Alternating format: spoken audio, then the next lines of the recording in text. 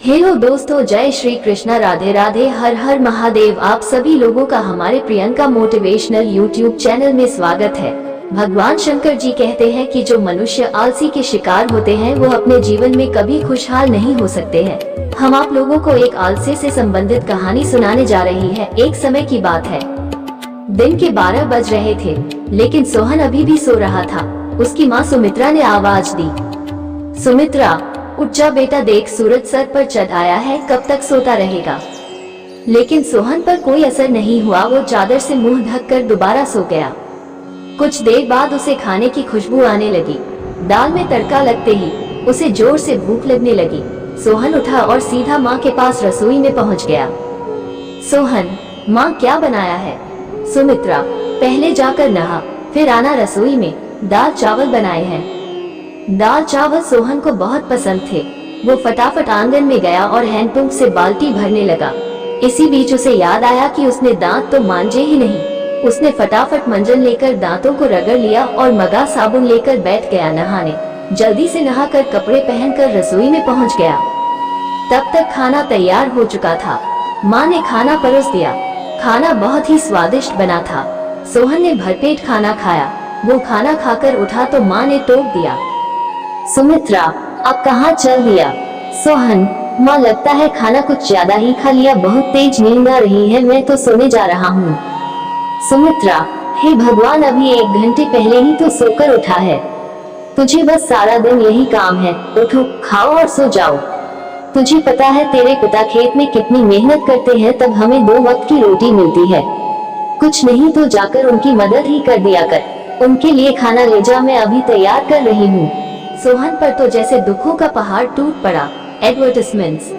सोहन, माँ तुम्हें पता है इतनी धूप में पहले एक बार मैं खाना देने गया था, आकर कितना बीमार पड़ गया था। तुम ही चली जाना, मैं तो सोने जा रहा हूँ। सुमित्रा को बहुत गुस्सा आया। इससे पहले वो कुछ कहती, सोहन तेजी से अपने कमरे में जाकर सो गया। सुमित्रा खाना लेकर खेत पर पहुंची। कबीरदास बहुत मेहनत से खेत जोत रहे थे। सुमित्रा, सुनो जी, पहले खाना खा लेते। कबीरदास, अरे तुम इतनी धूप में क्यों परेशान होती हो, सोहन के हाथ से खाना भेज देती। सुमित्रा, हमारे तो भाग्य ही फूट गए हैं। ऐसा आलसी बेटा मिला है, बस खाता है और सो जाता है। भगवान जाने इस लड़के का क्या होगा। कबीरदास, चिंता मत करो, एक दिन सब ठीक हो जाएगा। सोहन के माता पिता सोहन की आदत से बहुत परेशान थे। वो कोई भी काम नहीं करता था, बस सारा दिन सारी रात सोता रहता था। एक दिन सोहन के पिता ने कहा, कबीरदास बेटा, मैं खाद और यूरिया लेने शहर जा रहा हूँ, 2 दिन लग जाएंगे।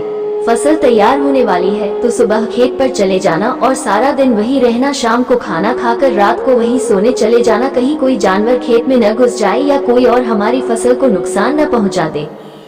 सोहन, पिताजी मुझसे ये सब नहीं हो पाएगा, आप माँ को बोल दीजिए।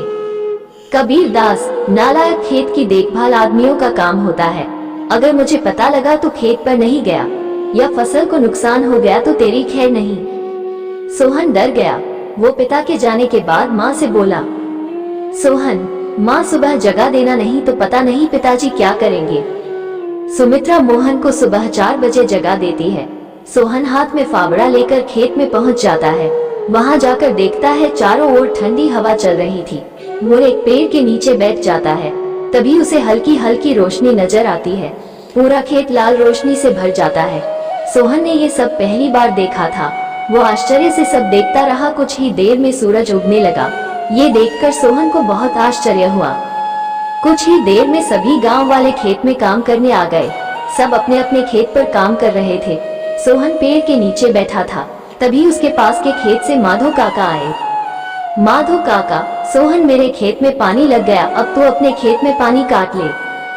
सोहन, काका मुझे तो कुछ पता नहीं, ये सब तो पिताजी ने कभी नहीं बताया। एडवर्टाइजमेंट्स। माधो काका, बेटा कभी पिता के साथ खेत पर आया है तो तुझे पता होगा। माधो काका ने अपने बेटे को बुलाकर पानी सोहन के खेत की ओर कर दिया। माधो काका, जब पूरा खेत भर जाए तो हमें बता देना। सोहन बैठकर देखता रहा, लेकिन सुबह जल्दी उठने के कारण उसे नींद आ गई। खेत में पानी बहुत ज्यादा भर गया। तभी माधो काका दौड़ते हुए आए। माधो काका, नालायक, यहाँ सोने आया था, अपने पिता की सारी मेहनत बर्बाद कर दी, सारी फसल नष्ट हो गई। सोहन हड़बड़ा कर उठा। उसका खेत पानी से लबालब भरा हुआ था। माधव काका ने जल्दी से पानी दूसरी ओर काटा, लेकिन तब तक बहुत देर हो चुकी थी। लगभग आधी फसल खराब हो चुकी थी। सोहन, काका अब कुछ नहीं हो सकता क्या? माधव काका, नहीं बेटा, तैयार फसल का ध्यान बच्चे की तरह रखना पड़ता है।